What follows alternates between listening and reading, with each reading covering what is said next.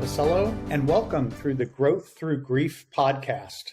My guest today, he's the author of the book, Better with Every Breath, The Journey from Loss to Living Again. His name, James Thornber. He's a pastor at Journey Church in Independence, Kansas, with a BS in ministry from Bethany Bible College in Scotts Valley, California, and a Master of Ministry degree in leadership from the Graduate School at Southwestern Christian University in Bethany, Oklahoma.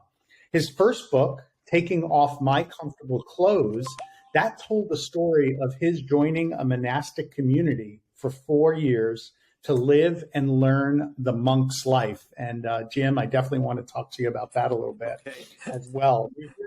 We're here to talk about mainly, though, another one of your life's journeys with the latest book about the loss of your wife, Barbara, your wife of 26 years, and you lost her in 2020. And Jim's journey of faith and healing in the aftermath of that loss. So welcome, Jim. Thank you. It's good to be here. Awesome. Well, excellent. I am so happy to have you here. You've lived such an interesting life. And first, I want to learn, how did your love story begin with Barbara? How did you all meet? Well, you had mentioned I went to a monastery in Northwest Arkansas. It was founded by the singer-songwriter John Michael Talbot. And I felt God leading me there. He had asked me to remain single for a while. I understood his direction there, and I ended up leaving Southern California to go to this monastery. Well, John was friends with the local Assemblies of God pastor, and his wife had sang on some of John's albums, and I started to attend that church because my credentials at that time was with the Assemblies of God. And Barbara, who became my wife, was already there. She was from Southern California, too. We grew up about 70 miles from each other, and we met in a town of 3,000 in Berryville, Arkansas. And she got there via Florida, and she had already been married, but she moved there with her 2 boys after her divorce, and we met in church. So after I got out of the monastery, we started to hang out, and there you go. It led to 26 and a half years of marriage. Wow, and you built a beautiful life together. Tell us a little bit about that. Well, we stayed in Berryville, Arkansas. Her youngest son still lived in the home, and we didn't want to take him out of high school, so we hung out for a while. But I realized that a future in ministry wasn't going to happen in that small town, so we moved to Baton Rouge, Louisiana, and got involved in a number of churches there. They were thinking about starting up a Bible college. I wanted to do some work there and teach, but that didn't happen. So we wanted to come closer to the kids. We ended up moving to Tahlequah, Oklahoma, which put us 2.5 hours or so from the kids. And I pastored there, and then that came to an end, and we came to Independence, Kansas, which is where I'm at now. And I've been here over 13 years. Wow. And similar to many of our widower brothers, you unfortunately lost Barbara to COVID, and that was just a couple of short years ago in 2020. Yes. Yeah, we both got COVID, actually. She came home with it first and felt like she wasn't feeling well, and we went and both got tested. She had it, I didn't. And then I tested positive about 5 days later. So we do what COVID couples do. We hung out in the house. We did some work outside. It was August, September at this time. And we took walks and put together puzzles and played Scrabble. And we were clear. We were out of the woods, so to speak. But she started to feel bad again. She actually had a very intense urinary tract infection and started to get a fever. And there were some clots that had hit her leg, her heart. We went to the emergency room, and they found out that some damage had been done to her heart. Her blood had gone septic from the urinary tract infection, and they got her down to Tulsa, Oklahoma for surgery to remove the clots, but she didn't survive the surgery. Oh, I'm so sorry, Jim. And it happened, I'm sure, so quickly, which didn't give you much time to prepare. Yeah, there Not was. that any of Yeah, us it happened care to see that amazingly loss. fast. I know your wife lingered for a long time with cancer. Barbara woke up in the morning and she went to the bathroom and said, "Boy, my feet don't sense that the tile is cold. Her right foot." She said, "Something's wrong. We need to go to the emergency room." And that's how fast it happened. They got her to Tulsa in an ambulance, and then they started a surgery around 2:30 in the afternoon, and she passed away about 6:30 that night. So yeah, amazingly fast. But I'm grateful that she passed away while under anesthesia. She didn't sense it. I'm grateful that it didn't linger. Yeah. Were you able to be with her during those moments? No. COVID, September 2020, the whole hospital was locked down. The waiting rooms were locked down. I couldn't go and be with her. I spent 5 hours in the parking garage sitting in my Toyota, texting her. We talked for the last time on the phone. And that was my time to sit and think about life, think about God, think about life without her and where it was going to take me. Wow. And I know so many other brothers who lost their wives to COVID, same thing. They just weren't able to be there in those final moments. Yeah, so sorry for that. I think I lost my cool more than once, especially with one of the doctors. I said, "Listen, this is my wife. We sleep together. If you can get dressed up and go see a stranger, I can get dressed up and see my wife." And he finally relented. He said, "After surgery, we will make sure you come in and see her." But it didn't happen. Yeah. Now, your book, Better with Every Breath, that you started writing that right away. Am I right about that? Right after the loss? Yeah. She passed away on a Saturday. I went to church on Sunday, and then Sunday afternoon, I went to be with the kids in Northwest Arkansas. They're about 3.5 hours from me. And it was up to me to do the service. There was nobody else in the family. I didn't want anybody else to do it, so I did her memorial service. And I started writing for that, the memorial. And then it was actually 40 days after she had passed, a friend of mine asked me to write another book. And I said, "I think I want to write about Barbara and the things I learned." He said, "Anything I can do to help you." So my book, Better with Every Breath, started on the 40th day after Barbara's death. And since the memorial was already written, I included a lot of that. And I finished it 19 days later. So all it took after that was editing and what publishers do, the magic they create to come out with a nice book. It's not long, it's short. And I looked at it when I first got it and I went, "This is really small." And then I thought, no, somebody that's experienced the death of a spouse or a parent or a child, they don't need 300 pages to slog through. And so it turned out to be the right thing. It was my story. And I hope it continues to bring, as it has brought, people comfort and a direction they can take their life. Yeah. And Jim, first of all, a couple of parallels.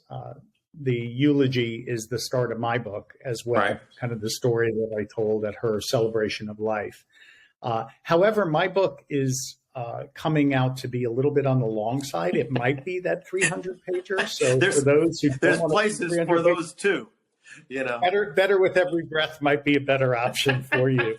Jim, you mentioned, right after you lost Barbara, that you went to church and you remained within your faith that whole time.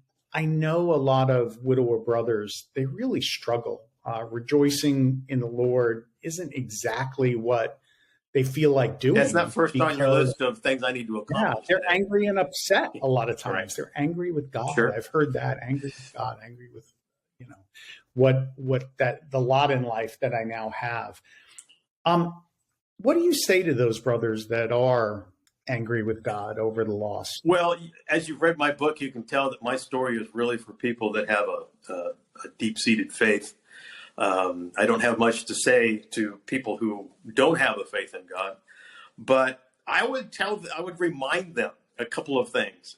Life stopped being fair when Adam and Eve ate a fruit salad lunch in the Garden of Eden. Everybody passes away.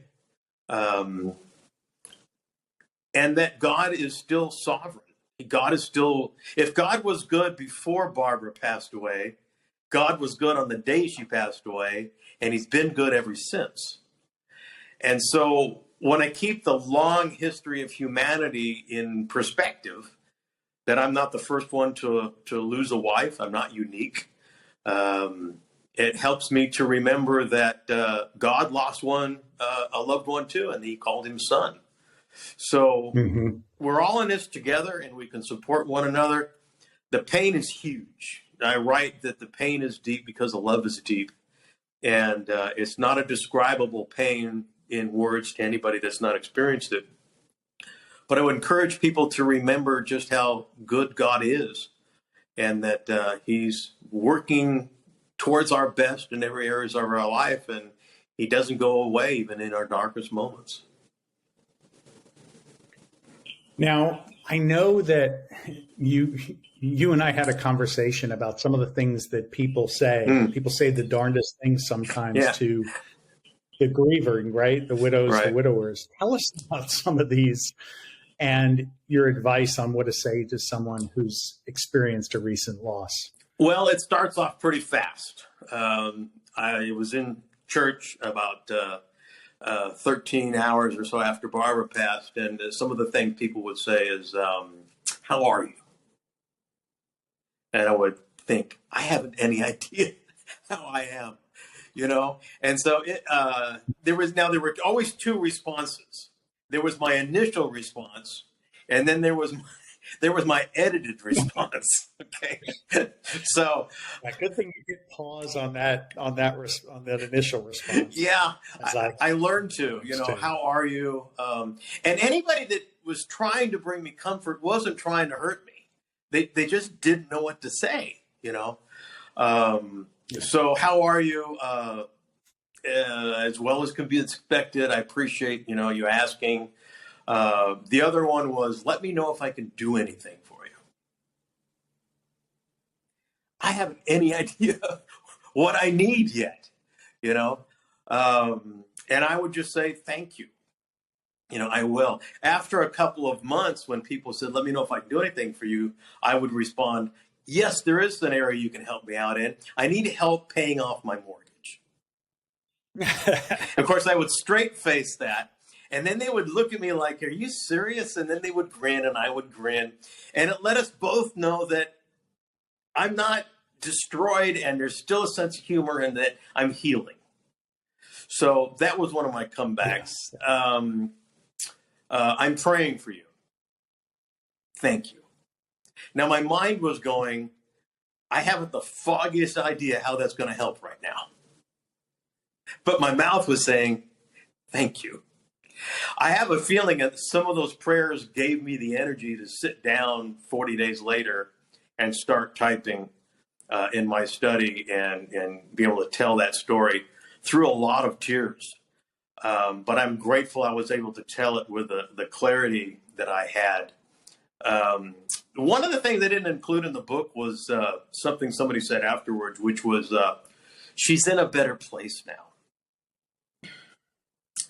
And that's when I edited a lot of the four-letter words we're not supposed to say as pastors,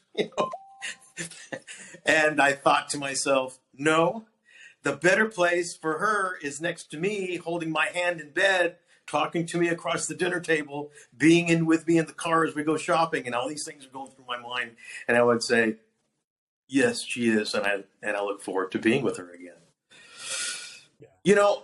As we know, when you lose a spouse, there are no words.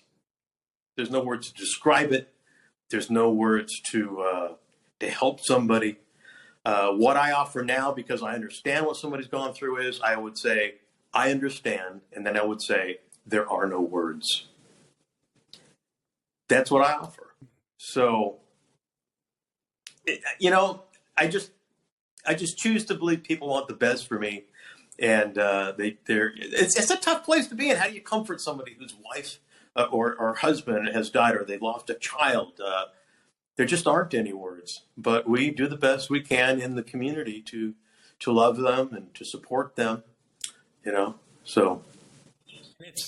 It's awkward for them as well. Sure. They often don't know what to say. Sure. They want to help. They want to give you care, right. But they don't know how to say. And I'd say just give grace back, give grace to yourself, and then give grace to others that they don't know exactly what to say either. Some other good ones, it'll get easier over time.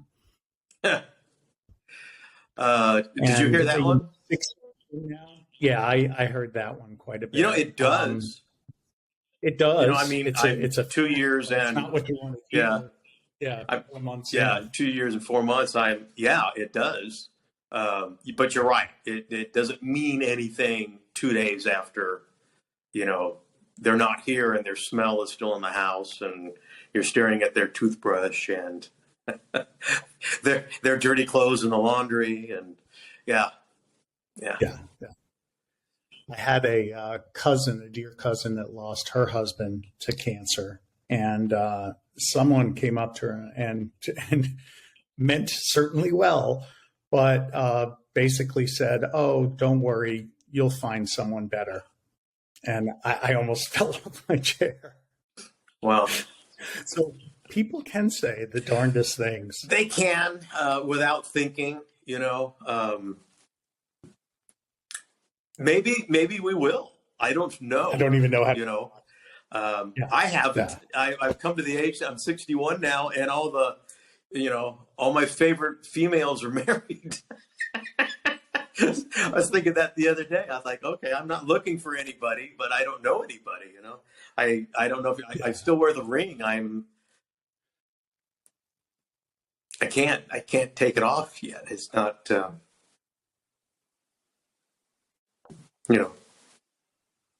So yeah, and we've had another brother in our group who he wears his ring still, and he says the exact same thing, Jim. So that's not anything unusual at all. I think when you're ready, that you'll know that sure. time, and that time will be right for you on that. A very long time friend of mine lost her husband in Southern California, and she kept on her ring, and her statement was,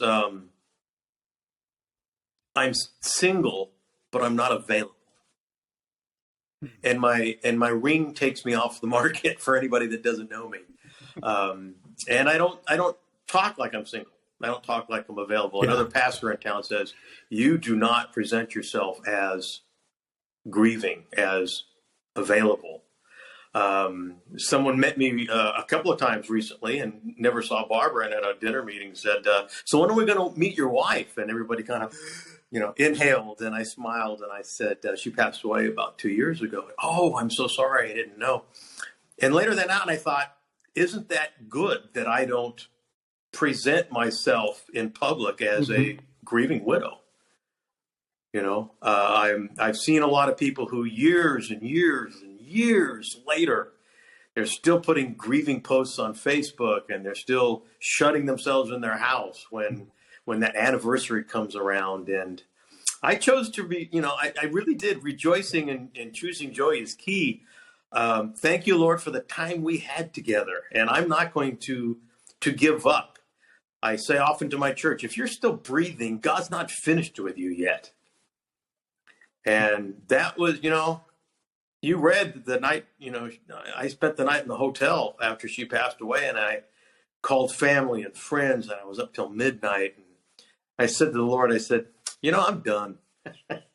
I'm good. I've lived a good life. You want to take me home tonight? I'm fine with it. Really, really. And I woke up the next morning and I was disappointed.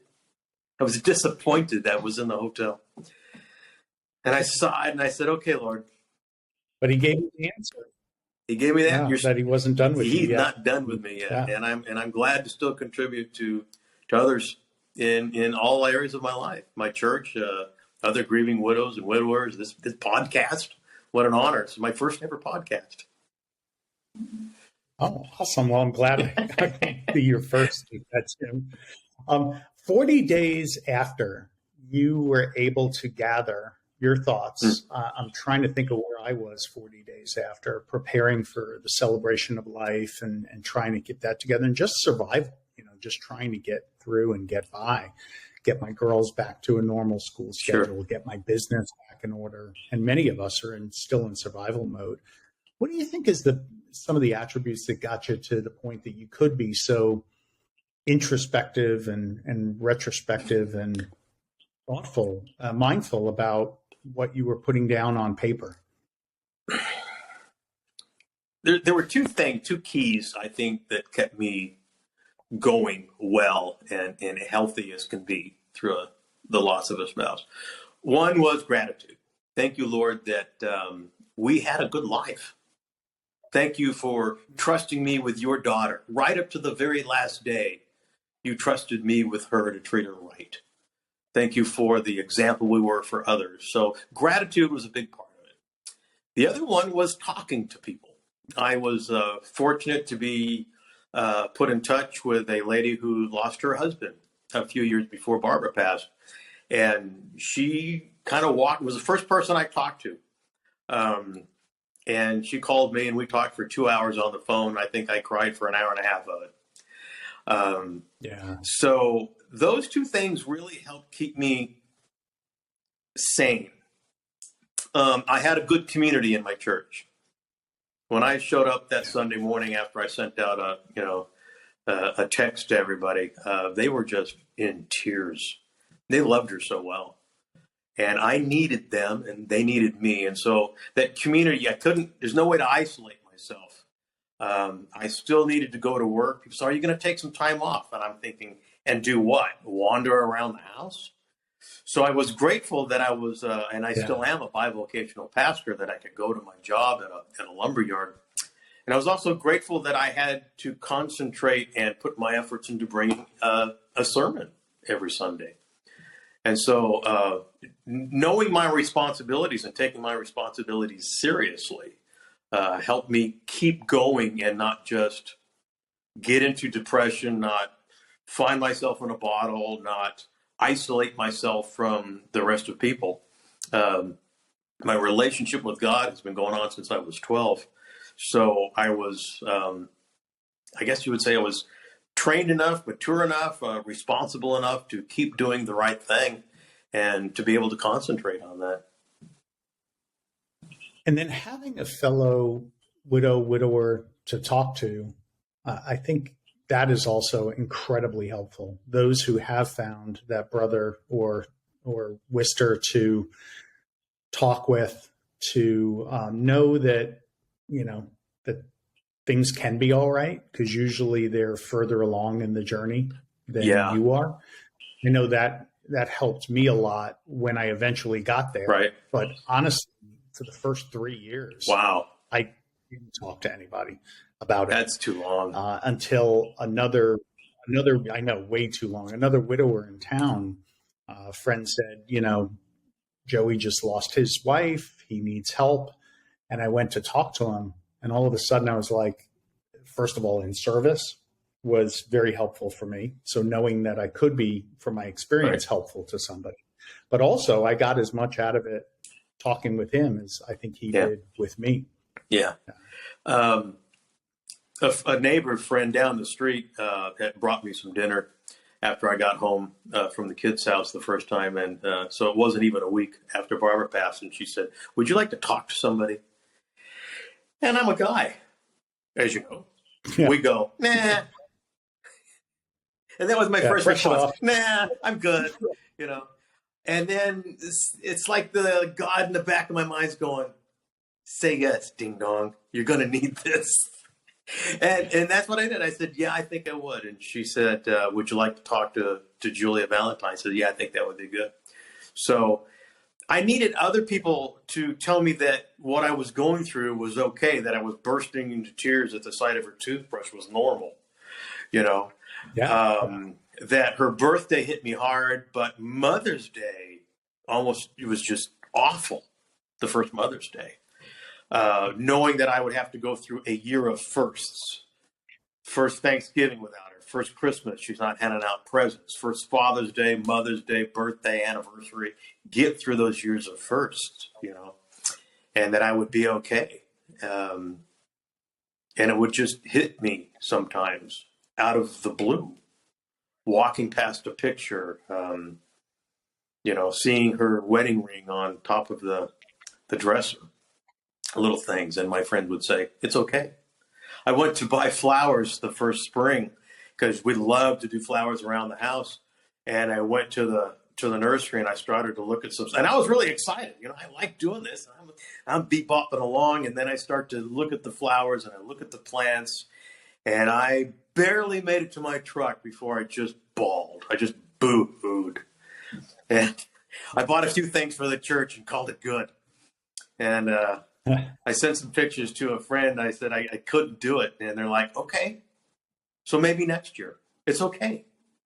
And I'm like, really? I don't have to live the exact same routine all the time? And they're like, no, you don't. And about 2 weeks later, my neighbor across the street says, oh, I really miss seeing all the flowers and plants you guys did. It's a nice job. And I'm like, oh. So I screwed up my courage and went back to the nursery. And I bought flowers, and my neighbor was happy and I was happy. And I sent pictures to my friends, and they're like, success, yay for you. So bit at a time. Definitely something that a lot struggle with, Jim. And I think that, as you said, it's normal. It will happen. There are those moments, and you've got to, express. And then, as you said, I think one of the ways out of it, I like to think of it in terms of the 4 T's to transition. So, there is going to be a point where you do have to get a hold of yourself. Right. Think about why you got triggered, and remember, thank and gratitude about the moment that you were able to share, because usually it's about a missing moment or something else. And, give gratitude for the beauty that you had and the beauty that is still in your life. And then finally, I think a really important one that I'd love for you to talk a little bit about is the concept of transcendence.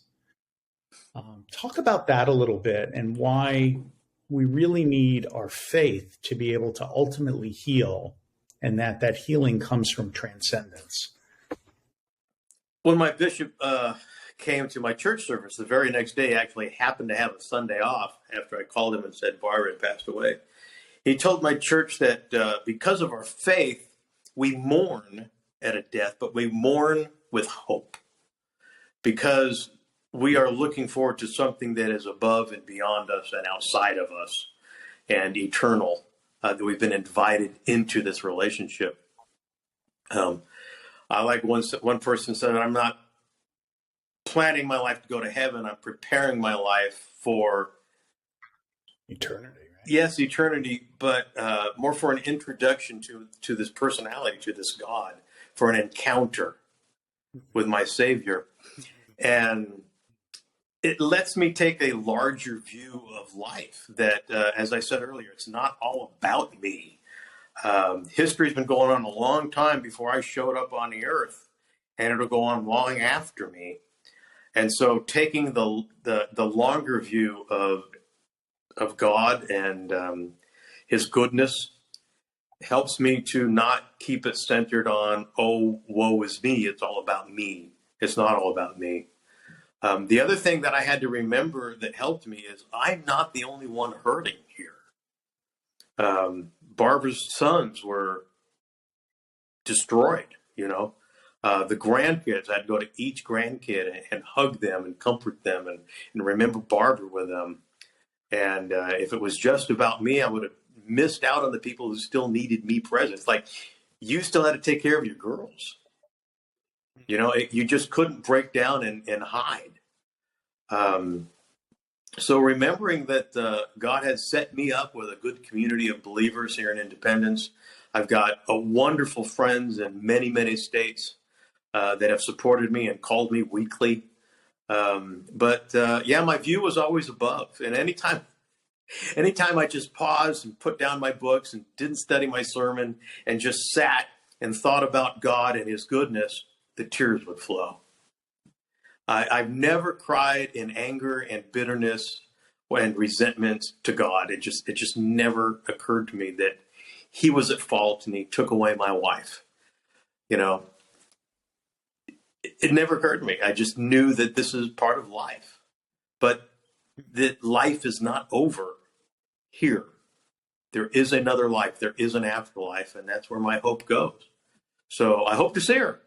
That's where my hope, not like I hope to see her. My hope is in that aspect of being reunited and seeing her and my parents and the other ones whose faith has brought them to such a place that you call transcendence. But, we know it as the presence of God. Yeah. And you're looking forward to that. Yeah. What's the one piece of advice? Yeah. Jim, what's the one piece of advice you'd like to leave our widower brothers, our growth warriors with today? I think I've already mentioned it. Stay grateful. Stay connected. Stay grateful for how good you have it. I mean, I'm not the richest guy in the world. I'm not the smallest. I'm not the tallest. I'm not the most talented on a piano you see behind me. I know you play keyboard. But there's so much I haven't been through.